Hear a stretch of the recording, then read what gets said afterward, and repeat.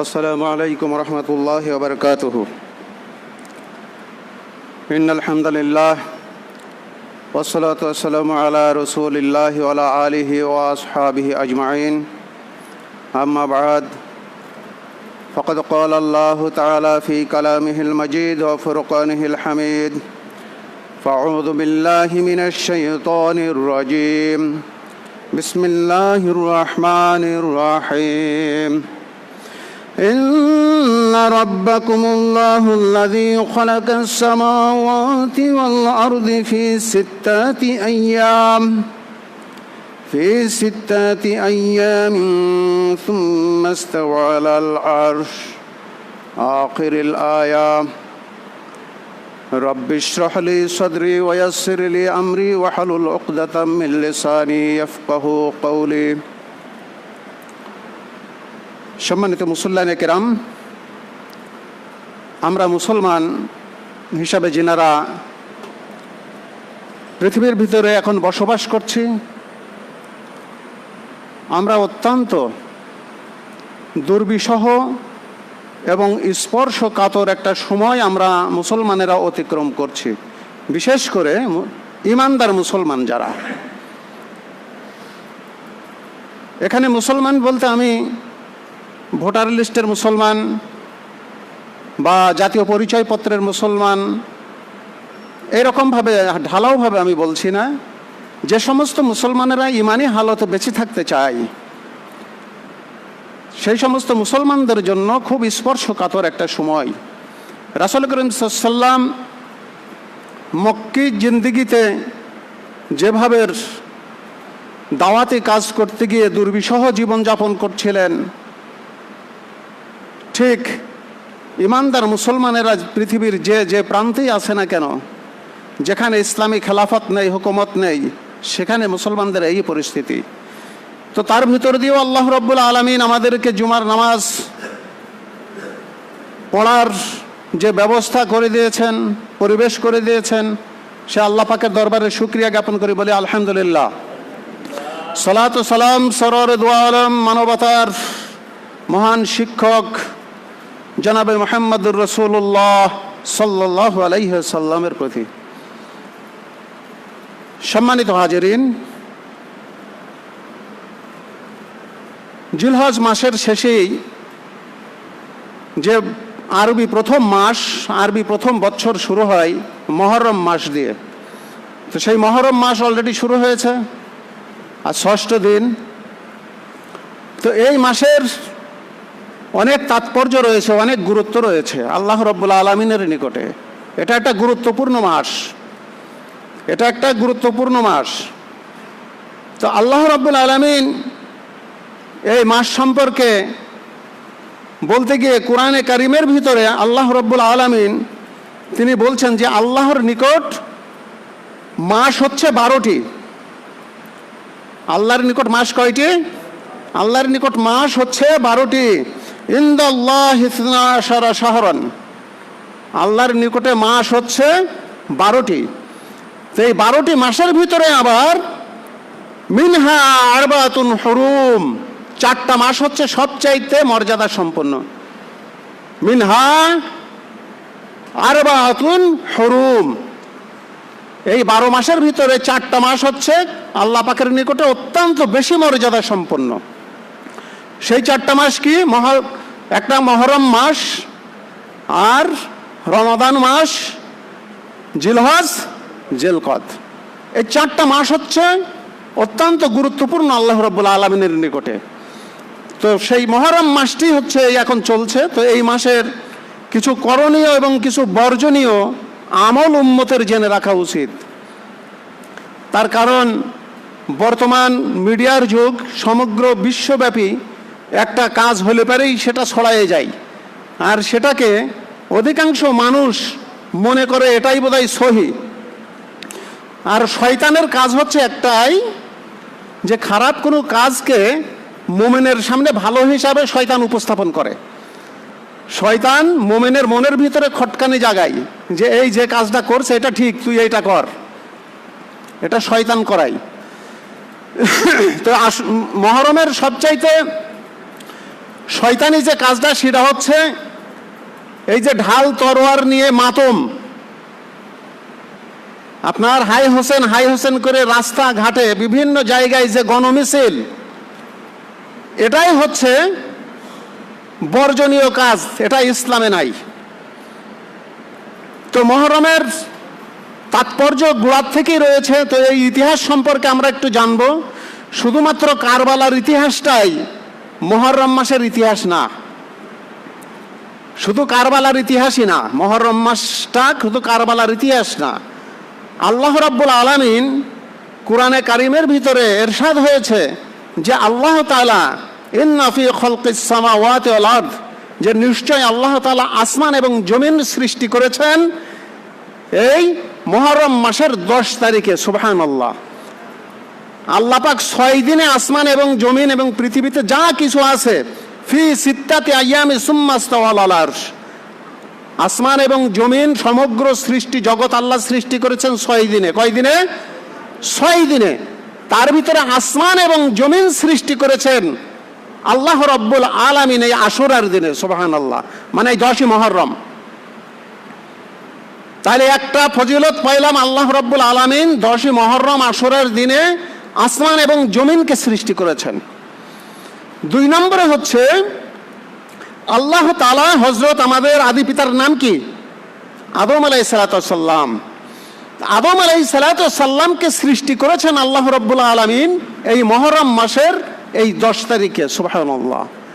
আমাদের আদি পিতা যে আদম আলাইহিস সালাতু ওয়াস সালাম, তিনাকে সৃষ্টি করেছেন। এবং আল্লাহ রাব্বুল আলামিন এই পৃথিবীটা, নূহ আলাইহিস সালাতু ওয়াস সালাম যখন নবী ছিলেন, নূহ আলাইহিস সালাতু ওয়াস সালামের সাথে বন্যা হয়েছিল না হয়নি? সমগ্র মানে বন্যায় ভেসে গিয়েছিল হযরত নূহ আলাইহিস সালামের উম্মতেরা। তো এই যে বন্যার কবল থেকে আল্লাহ রাব্বুল আলামিন নূহ আলাইহিস সালাতু ওয়াস সালামকে ফের মুক্তি দান করেছিলেন এই আশুরার দিনে, এই 10ই মুহররম। এমনিভাবে আল্লাহ রাব্বুল আলামিন হযরত ইব্রাহিম আলাইহিস সালাতু ওয়াস সালামকে নমরুদের আগুন থেকে রক্ষা করেছিলেন এই 10ই মুহররম আশুরার দিনে। তাহলে আশুরার দিন অর্থাৎ 10ই মুহররমের কতগুলো তাৎপর্য আমরা পাচ্ছি। এরকম অনেকগুলো, প্রায় 20টির মতো তাৎপর্য বর্ণনা করা হয়েছে। হযরত আইয়ুব আলাইহিস সালাতু ওয়াস সালাম, তিনার শরীরে কি হয়েছিল? পোকা হয়েছিল। 18 বছর যাবত রোগে কি করছিলেন? ভুগছিলেন। তা 18 বছর ভোগার পর আল্লাহ রাব্বুল আলামিন এই আশুরার দিনে, 10ই মুহররমের দিনে আল্লাহ রাব্বুল আলামিন আইয়ুব আলাইহিস সালাতু ওয়াস সালামের শরীরে পোকা মুক্ত করে দেন। হযরত ইউনূস আলাইহিস সালাতু ওয়াস সালাম, তিনি যে মাছের পেটের ভিতরে গিয়েছিলেন, এই মাছের পেটের ভিতর থেকে আল্লাহ রাব্বুল আলামিন এই 10ই মুহররমে তিনাকে নাজাত দিয়ে দেন। সুবহানাল্লাহ। হযরত দাউদ আলাইহিস সালাতু ওয়াস সালামকে এই দিন আল্লাহ রাব্বুল আলামিন মালিকানা দান করেন। হযরত সুলাইমান আলাইহিস সালাতু ওয়াস সালামকে 10ই মুহররম আশুরার দিনে সমগ্র বিশ্বের মুলকিয়াত, সমগ্র বিশ্বের রাজত্ব, সমগ্র বিশ্বের প্রেসিডেন্ট আল্লাহ রাব্বুল আলামিন হযরত সুলাইমান আলাইহিস সালাতু ওয়াস সালামকে বানিয়ে দেন এই আশুরার দিনে। এমনিভাবে আল্লাহ রাব্বুল আলামিন সবচাইতে আরেকটা গুরুত্বপূর্ণ বিষয় হচ্ছে সাইয়েদনা মূসা আলাইহিস সালাতু ওয়াস সালাম। মূসা আলাইহিস সালাতু ওয়াস সালামকে এই 10ই মুহররম আশুরার দিনে ফিরাউনের কবল থেকে নাজাত দিয়ে দেন আল্লাহ রাব্বুল আলামিন। সুবহানাল্লাহ। নীল নদ পার হয়ে মূসা আলাইহিস সালাতু ওয়াস সালাম বনি ইসরাঈলদেরকে নিয়ে তিনি নীল নদ পার হয়ে চলে আসেন, আর ফিরাউন তার সমগ্র দলবল নিয়ে কি হয়? নদীতে ডুবে মারা যায়, সাগরে ডুবে মারা যায়। এইরকম ঈসা আলাইহিস সালাতু ওয়াস সালামকেও আল্লাহ রাব্বুল আলামিন এই 10ই আশুরার দিনে তিনি আসমানে উঠায় নেন। হযরত ইদ্রিস আলাইহিস সালাতু ওয়াস সালামকে এই 10ই মুহররম আশুরার দিনে আল্লাহ রাব্বুল আলামিন আসমানে উঠায় নেন। তো এইরকম অসংখ্য ইতিহাস আছে যে এই আশুরার দিনে, মুহররম মাসের এই আশুরার দিনে আল্লাহ রাব্বুল আলামিন দুনিয়ার বুকে এই সমস্ত ঘটনাগুলো ঘটিয়েছেন। এখন আমরা আসি একটু তাৎপর্য একটু লক্ষ্য করি যে আল্লাহ রাব্বুল আলামিন এতগুলো যে ঘটনা বললাম, এই ঘটনাগুলো ঈমানদারদের মুক্তির ঘটনা না ঈমানদারদের জন্য খারাপের কোনো ঘটনা? বলেন তো। ঈমানদারদের মুক্তির ঘটনা, কষ্ট থেকে একটা মুক্তির ঘটনা, পরিত্রাণ লাভের ঘটনা। তার মানে মুসলমানেরা দীর্ঘ একটা সময়, ঈমানদারেরা দীর্ঘ একটা সময়, আল্লাহর নবীরা রসুলরা দীর্ঘ একটা সময় তিনারা যে একটা কষ্ট করছিলেন, সে কষ্টের পথ থেকে নবী এবং রসুলরা কি সরে গিয়েছিলেন না কষ্টের পথের উপরে থেকেই এই বিজয় লাভ করেছে? বলেন তো। এই রাস্তার উপরে থেকেই তো করেছেন, না না রাস্তা থেকে সরে গিয়েছেন? আমরা আলোচনা করছিলাম পরপর প্রায় 3 জুমা যাবত আলোচনা করছি সিরাতে মুস্তাকিমের উপরে, যে এই নবী রসুলগুলো সব সিরাতে মুস্তাকিমের উপরে ছিলেন, যার কারণে আল্লাহ রাব্বুল আলামিন তাদেরকে মুক্তি দিয়েছিলেন। যদি সিরাতে মুস্তাকিমের উপরে যদি তিনারা ইস্তেকামাত না থাকতেন, যদি তিনারা সিরাতে মুস্তাকিমের উপরে না থাকতেন, তাহলে আল্লাহ পাক কি তিনাদেরকে নাজাত দিতেন? বলেন। মূসা আলাইহিস সালাম দীর্ঘ সময় ব্যাপী ফিরআউনের অত্যাচার নির্যাতন এর কবলে বাস করছিলেন বনি ইসরাইলদেরকে নিয়ে। পুরা বনি ইসরাইলরা জিম্মি ছিল ফিরআউন বাহিনীর নিকটে। ফিরআউন বাহিনীর নিকটে পুরা মূসা আলাইহিস সালামের কম বনি ইসরাইলরা জিম্মি ছিল। আল্লাহ রাব্বুল আলামিন তাদেরকে নাজাত দিলেন একটাই কারণে, যে কোরআনের ভিতরে এসে ওয়াইজ নাজ্জাইনাকুম মিন আলি ফিরআউনা ইয়াসুমুনাকুম সুআল আযাব, যে তোমরা ওই ফ্যানটা একটু দিয়ে দেন তো, ওই ফ্যানগুলো, এটা থাকে এটা না, ওইটা দিয়ে দেন। হ্যাঁ ওই ফ্যানটা দিয়ে দেন, ওই কোনারটাও দেন। তো যাক, যে কথা বলছিলাম, যে বনি ইসরাইল সম্প্রদায়ের আমরা একজন কাজ করে বাকিগুলো কথা শুনি, যে ফিরআউনের কবল থেকে আল্লাহ রাব্বুল আলামিন তাদেরকে রক্ষা করেছিলেন দীর্ঘ একটা সময় পরে। ওই সময় পরে যখন তারা ঈমানের পরীক্ষায় পাশ করে গিয়েছিল, হযরত ইব্রাহিম আলাইহিস সালাম দিনের দাওয়াত দিতেছিলেন দীর্ঘ সময় ব্যাপী। তো দাওয়াতের চূড়ান্ত রূপ অত্যাচার নির্যাতনের সম্মুখীন হলেন আল্লাহর নবী ইব্রাহিম আলাইহিস সালাম। আগুনের ভিতরেও যখন আল্লাহ পাককে না ভুললেন, হযরত ইব্রাহিমকে যখন আগুনে পোড়াতে যাওয়া হচ্ছে, তখন ফেরেশতা জিবরিল আমিন আলাইহিস সালাম এসে বলছেন, হে আল্লাহর নবী ইব্রাহিম, আপনি সাহায্য চান, আমি আপনার আগুনটা নিভিয়ে দিই, আপনি খালি অর্ডার করেন। ইব্রাহিম আলাইহিস সালাম বলছিলেন, কুল ইন্না সলাতি ওয়া নুসুকি ওয়া মাহইয়ায়া ওয়া মামাতি লিল্লাহি রাব্বিল আলামিন, যে আমি তো ওই খোদার ইবাদত আর বন্দেগী করি,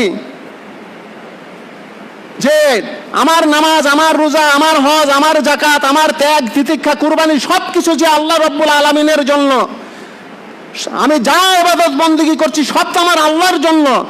সুতরাং যে আল্লাহর জন্য আমি এই নমরুদের আগুনে পড়তে যাচ্ছি, সেই আল্লাহ রাব্বুল আলামিন কি আমাকে দেখছে না? তাই আমি তোমার কাছে সাহায্য চাইব? আমি তোমার কাছে সাহায্য চাইব না, আমার আল্লাহ তো দেখছে আমি আগুনে পড়তে যাচ্ছি।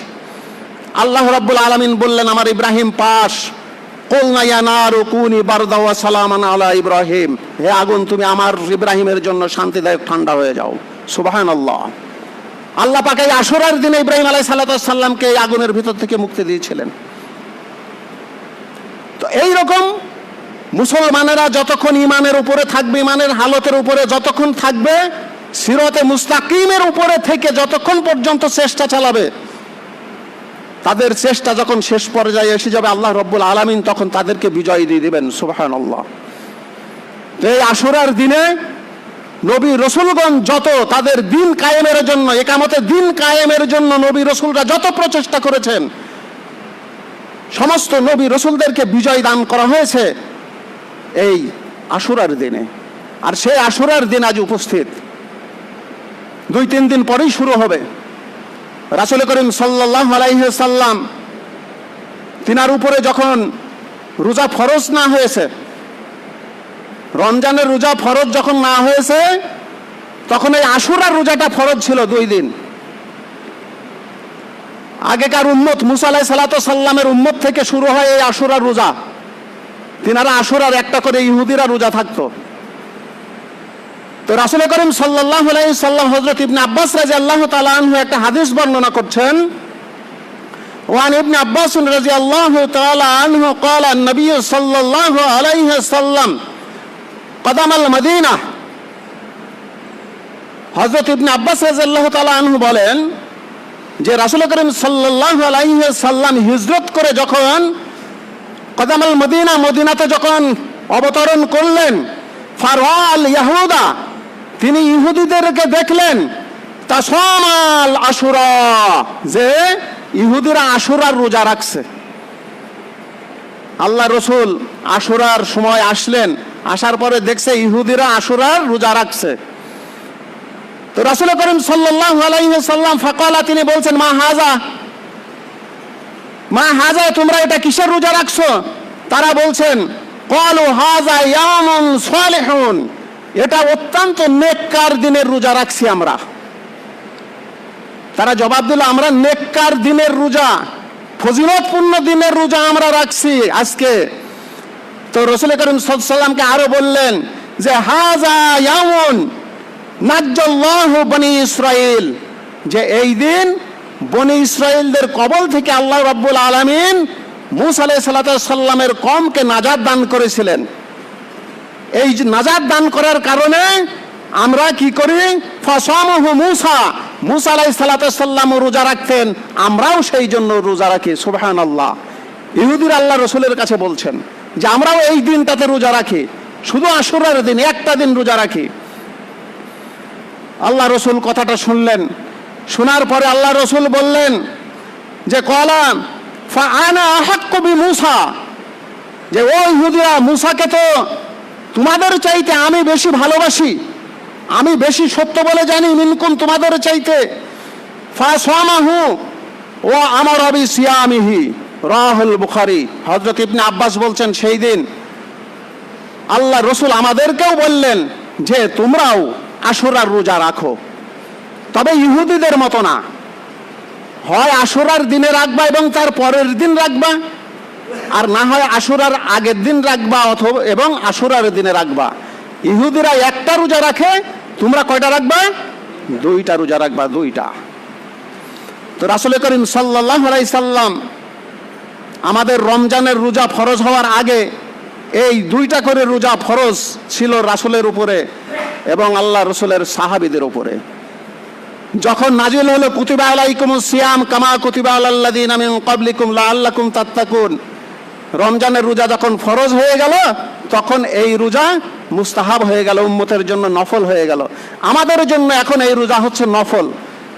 যিনারা পারবেন তিনারা রাখবেন, তো যিনারা রাখবেন তিনারা 2টো রাখার চেষ্টা করবেন।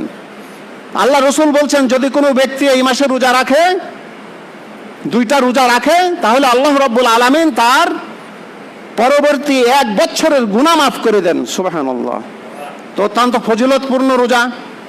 যিনারা পারবেন বিশেষ করে মা বোনদেরকেও বলবেন, আপনাদের পরিবার পরিজন খুতবা শুনে যাওয়ার পরে বাড়িতে গিয়ে বলবেন যে আজকে 6 দিন চলে, আজকে 6 দিন, 7, 8, 9, অর্থাৎ আর 3 দিন পরে থেকেই শুরু হবে 2টা রোজা। তো বাড়িতে গিয়ে এই হিসাব বলবেন যে 9, 10 অথবা 10, 11 মহরমের 9, 10 তারিখে রোজা রাখবে অথবা 10, 11 তারিখে রোজা রাখবে। 2টা রোজা 2 দিন রাখবে, এটা অনেক ফজিলতপূর্ণ রোজা। তো যাই হোক, এই রমজানের এই মহরমের সর্বশেষ যে গুরুত্বপূর্ণ একটা নসিহা, সেই নসিহাটা হচ্ছে যে মানবতার মুক্তির জন্য সর্বপ্রথম, পৃথিবীর সর্বপ্রথম শাহাদত বরণকারী, মানবতার মুক্তির জন্য, বিশেষ করে ইসলামী গণতন্ত্রের মুক্তির জন্য, ইসলামী গণতন্ত্রের মুক্তির জন্য সর্বপ্রথম শহীদ হচ্ছে কারবালার ময়দানে ইমাম হাসান এবং ইমাম হুসাইন রাদিয়াল্লাহু তাআলা আনহুমা। তিনারা শাহাদত বরণ করেছিলেন ইয়াজিদ বাহিনীর কবল থেকে মুসলিম মিল্লাতকে রক্ষা করার জন্য। গোটা মুসলিম মিল্লাতকে ইয়াজিদ অত্যাচারে ইয়াজিদ বাহিনীর নির্যাতন অত্যাচার আর ইয়াজিদ বাহিনীর কুফরি থেকে ইমানদারদেরকে বাঁচানোর জন্য ইমাম হুসাইন, ইমাম হাসান রাদিয়াল্লাহু তাআলা আনহুমা, ইমাম হুসাইন রাদিয়াল্লাহু তাআলা আনহুমা কারবালার প্রান্তরে প্রথম শাহাদত বরণকারী গণতন্ত্রের, ইসলামী গণতন্ত্রের জন্য। তো সুতরাং মানবতার মুক্তির জন্য তিনারা চেষ্টা করেছেন জীবনের শেষ রক্তবিন্দু দিয়ে, শুধু মানুষের মুক্তির জন্য, দ্বীনের মুক্তির জন্য, ইসলামের মুক্তির জন্য, কোরআনের শাসন কায়েম করার জন্য তিনারা শেষ রক্তবিন্দু দিয়ে পৃথিবীতে দেখিয়ে গেছেন যে আমরা জীবন দিয়ে গেলাম, কিন্তু আমরা বাতিলের সাথে কখনো আপোষ করি নাই, ইয়াজিদের সাথে আপোষ করে নাই। ইমাম হুসাইন রাদিয়াল্লাহু তাআলা আনহু ইয়াজিদের সাথে আপোষ করে নাই। শুধু ইমাম হুসাইন রাদিয়াল্লাহু তাআলা আনহু ইয়াজিদের হাতে হাত দিয়ে বায়াত করলেই হয়েছে যে ঠিক আছে আমি আপনাকে মেনে নিলাম। কিন্তু তিনি জানতেন যে ইয়াজিদ সে একজন অত্যাচারী মানুষ, সে মদখোর মানুষ, সে নেশাখোর মানুষ, তাকে ইসলামী খেলাফতের ক্ষমতা তাকে ন্যস্ত করা যেতে পারে না, এই জন্য তিনার খেলাফত মেনে নেন নাই। তা আল্লাহ রব্বুল আলামিন আমাদের সকলকে একটা বুঝ দান করুক যে আমরাও যেন কোনো অত্যাচারের সাথে না থাকি, আমরা যেন ভালো মানুষদের সাথে থাকি। আল্লাহ পাক তৌফিক দান করুন, আমিন।